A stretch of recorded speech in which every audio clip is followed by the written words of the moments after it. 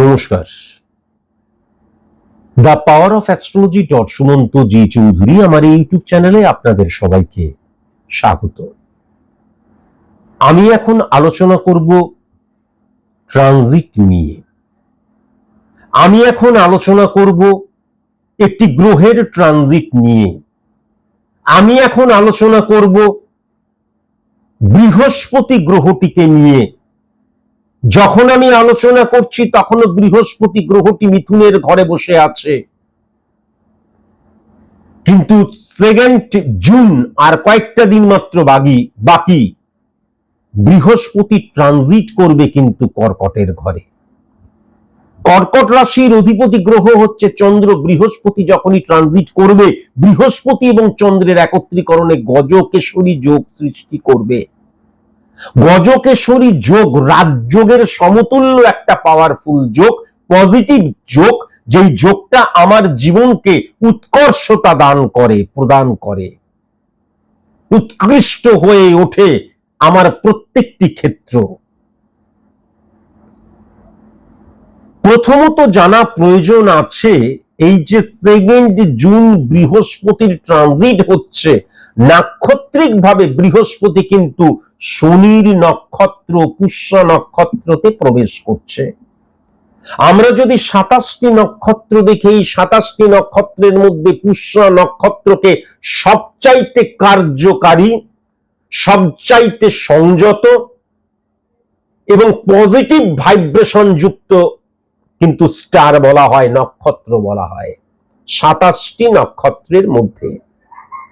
তাহলে important factor যেটা হচ্ছে, আমি আজকে যে আলোচনা করব সিংহ রাশি, তাহলে 2 জুন যখন আমাদের মিথুন থেকে কর্কটের ঘরে বৃহস্পতি ট্রানজিট করবে, বৃহস্পতির কটা দৃষ্টি? 3টে দৃষ্টি। কি কি? 5 নম্বর, 7 নম্বর এবং 9 নম্বর দৃষ্টি। বৃহস্পতি যেখানে বসে আছে সেখান থেকে। তাহলে যখনই বৃহস্পতি ট্রানজিট করলো, সিংহ রাশি সাপেক্ষে 12 হাউসে চলে এলো কিন্তু বৃহস্পতি, এখন কিন্তু 11th হাউসে রয়েছে। তাহলে 2 জুন থেকে কিন্তু সিংহ রাশির জাতিকারা ভেরি ভেরি কসাস এবং কনসাস। সিংহ রাশির জাতিকারা যারা তোমরা বিবাহ করতে চাও, তোমাদের পাত্রপাত্রী ফাইন্ড আউট করা হচ্ছে, ভেরি ভেরি কসাস এবং কনসাস। কেননা 12 নম্বর ঘর মানে কিন্তু ব্যয়ের স্থান। ছেলেদের ক্ষেত্রে 12 নম্বর ঘরের সাথে শুক্র যখন কোনোভাবে কানেকশন ক্রিয়েট করে, তখন সেপারেশন বা ডিভোর্সকে যেমন ইঙ্গিত করে, মেয়েদের ক্ষেত্রে 12 নম্বর ঘরের সাথে বৃহস্পতির কানেকশন ক্রিয়েট হলে সেপারেশন বা ডিভোর্সকেও কিন্তু ইন্ডিকেট করে। ইম্পর্টেন্ট ফ্যাক্টর যেটা হচ্ছে, যাদের তোমাদের বিবাহ হয়ে গেছে, এই সময় কিন্তু বৈবাহিক তুমি এবং আমি, স্বামী এবং স্ত্রীর যে সম্পর্ক, সেই সম্পর্কের মধ্যে অ্যাডজাস্ট করার ক্ষমতা, কম্প্রোমাইজ করার ক্ষমতা, স্যাক্রিফাইস করার ক্ষমতা ডিক্রিজ করবে। ইগো প্রবলেমের জায়গাটা লক্ষ্য করা যাবে। এবং ইম্পর্টেন্ট ফ্যাক্টর যেটা লক্ষ্য করা যাচ্ছে, 8 হাউসকেও কিন্তু বৃহস্পতি হিট করার জন্য নয় পাত্রপক্ষ নয় পাত্রীপক্ষ, মানে নয় স্বামী নয় স্ত্রী, কেউ না কেউ তার নিজের বাড়ি দ্বারা, অর্থাৎ আমি যদি হাজবেন্ড হই তাহলে আমার ওয়াইফ তার নিজের বাড়ি দ্বারা, অর্থাৎ আমার শ্বশুর বাড়ি দ্বারা আমাদের পরিবারে ভাঙন সৃষ্টি হবে। বা দেখা যাচ্ছে আমার ওয়াইফের দিক দিয়ে আমার পরিবারে এমন কেউ রয়েছে, তারা এমন ভাবে তার সাথে ব্যবহার করছে, কার্যকারীর জায়গাটায় চলে আসছে, স্বামী স্ত্রীর মধ্যে দেখা যাচ্ছে ছাড়াছাড়ির জায়গা চলে আসছে। পরবর্তীকালে 498 কেস হয়ে যেতে পারে, আমাকে টর্চার করছে মেন্টালি ফিজিক্যালি। এটা কিন্তু লক্ষ্য করা যাচ্ছে। কেন? 8 নম্বর ঘর দ্বারা শ্বশুর বাড়ির ক্ষেত্রটাকে বোঝা যায়। ভেরি ভেরি কসাস এবং কনসাস হওয়া প্রয়োজন। তাহলে বৈবাহিক ক্ষেত্রটা বা ফাইন্ড আউট যখন করছি, আমি পাত্র খুঁজছি, খুব কসাস এবং কনসাস হওয়া প্রয়োজন। যদিও এটা কিন্তু আমি সার্বিক মতে আলোচনা করছি। যদি আমাকে নিজের সম্পর্কে জানতে হয়, তাহলে অবশ্যই ভালো কোনো সায়েন্টিফিক অ্যাস্ট্রোলজারের কাছে যাওয়া প্রয়োজন। যতই বাইরে 50 ডিগ্রি আর 52 ডিগ্রি হোক, যেতে আমাকে হবে, কাজ থামিয়ে দিলে চলবে না। ঘরের মধ্যে সবাই থাকো, ঘরের মধ্যে থাকলে পরে খাওয়া জুড়বে, ঘরের মধ্যে সবাই থাকো বললে হবে? কাজে এটা মাথায় রাখার প্রয়োজন আছে। কিন্তু সিংহ রাশির জাতক জাতিকারা যারা তোমরা গাড়ি নিয়ে বিজনেস করো, এই সময় তোমরা যদি গাড়ির বিজনেসের জন্য গাড়ি ক্রয় করো, ছোট গাড়ি ক্রয় করো, মালবাহী গাড়ি নয়, ট্রাক বা বাস ক্রয়ের কথা বলছি না, ছোট গাড়ি ক্রয় করো, ছোট গাড়ির বিজনেস করো, টেরিফিক সময়।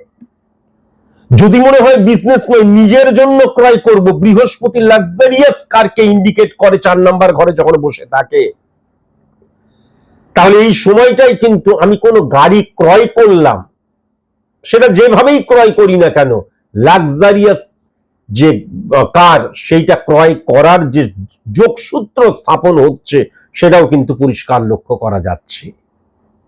কেমন মাথায় রাখার প্রয়োজন আছে, স্বামী স্ত্রীর সম্পর্কের মধ্যে অন্য কারণ নেগেটিভ ইনফ্লুয়েন্স না এলে 4 নাম্বার ঘরের বৃহস্পতি, 4 নাম্বার ঘর দ্বারা কিন্তু জীবনের আনন্দ, সাংসারিক ক্ষেত্রকেও বোঝা যায়, তাহলে সেক্ষেত্রে কিন্তু পজিটিভ।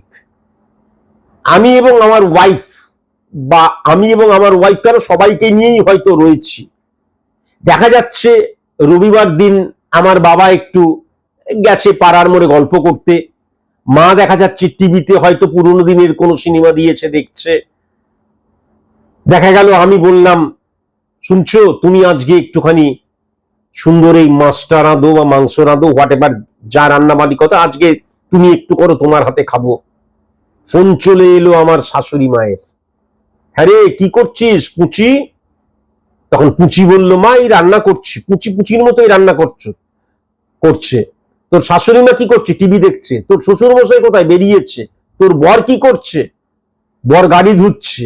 কি সবাই যে যার মতন ফুর্তি করছে আর তুই রান্না করছিস? ভুল করছিস। বাস কানের মধ্যে আর ব্রেনের মধ্যে গুঁজে দিল। কেননা 4th হাউসে যখন বৃহস্পতির অবস্থান থাকে, জীবনের আনন্দের জায়গাটা কিন্তু অত্যন্ত পজিটিভ হয়, এবং আমার সাংসারিক ক্ষেত্রটা বা ব্যক্তিগত জীবনের জায়গাটাও কিন্তু অত্যন্ত পজিটিভ হয়। কেন না, সেটা কিন্তু মঙ্গলের ঘর। মঙ্গল এবং বৃহস্পতির একত্রীকরণ পজিটিভ ইম্প্যাক্ট ক্রিয়েট করে। কেমন খুব সাবধান যাদেরকে হতে হবে, আমার পাত্র ফাইন্ড আউট করা হচ্ছে বা আমি প্রেম করছি, এবার আমি বিয়ে করব বলে ঠিক করেছি, আমি সিংহ রাশির জাতিকা, তাদের ক্ষেত্রে কেমন 6th হাউস শনির ঘর, এমনিতেই পুষ্য নক্ষত্রের আন্ডারে আসছে, পজিটিভ জায়গা, এবং বৃহস্পতি ডাইরেক্ট হিট করছে, তাহলে কি হচ্ছে? শত্রু বিনাশের জায়গা লক্ষ্য করা যাচ্ছে, রোগ বিনাশের জায়গা লক্ষ্য করা যাচ্ছে, সার্ভিস পাওয়ার ক্ষেত্রে সার্ভিস করছে সেখানে পদোন্নতির জায়গাটা লক্ষ্য করা যাচ্ছে, আমার দায় দায়িত্ব বৃদ্ধির জায়গাটা লক্ষ্য করা যাচ্ছে, সার্ভিসের জন্য পরীক্ষা দিচ্ছি, দৌড়াদৌড়ি করছি, অনেক পরিশ্রম করছি, কেননা শনির আন্ডারে যখন, তখন কিন্তু success is the maximum utilization of ability that you have. আমি যেই সফলতাটা চাইছি তার উপযুক্ত আমাকে হয়ে উঠতে হবে, ফ্লুকে কখনোই বা এমনি ফাটকাতে কোনো কিছু আমি পাবো না। সার্ভিসের ক্ষেত্রে বলছি, তাহলে সার্ভিসের জন্য যারা মারাত্মক পরিশ্রম করছো তারা এই সময় সার্ভিস পাবে, যারা সার্ভিস করছো দেখবে তাদের জীবন উন্নতির জায়গাটা লক্ষ্য করা যাচ্ছে, সাবঅর্ডিনেট সাপোর্টের জায়গাটা লক্ষ্য করা যাচ্ছে, তার কারণ শনির রিফ্লেকশন, কলিগসদের জায়গাটা অত্যন্ত পজিটিভ হয়ে যাচ্ছে, এবং তোমার দ্বারা কিন্তু কর্মক্ষেত্রের মান, কর্মক্ষেত্রের স্থান চালিত পরিচালিত হবে, এটাও কিন্তু লক্ষ্য করা যাচ্ছে। রোগমুক্তির জায়গাটা লক্ষ্য করা যাচ্ছে, শত্রুরা এই সময় কোনো কিচ্ছু করতে পারবে না লক্ষ্য করা যাচ্ছে। আমার যে অর্থনৈতিক জায়গা, সেখান থেকে আস্তে আস্তে আস্তে আস্তে আমি অর্থটাকে দিয়ে দিয়ে দেখা যাচ্ছে আমার যে ঋণ রয়েছে সেটাকে আমি ঋণ মুক্তির সময়ও কিন্তু লক্ষ্য করা যাচ্ছে।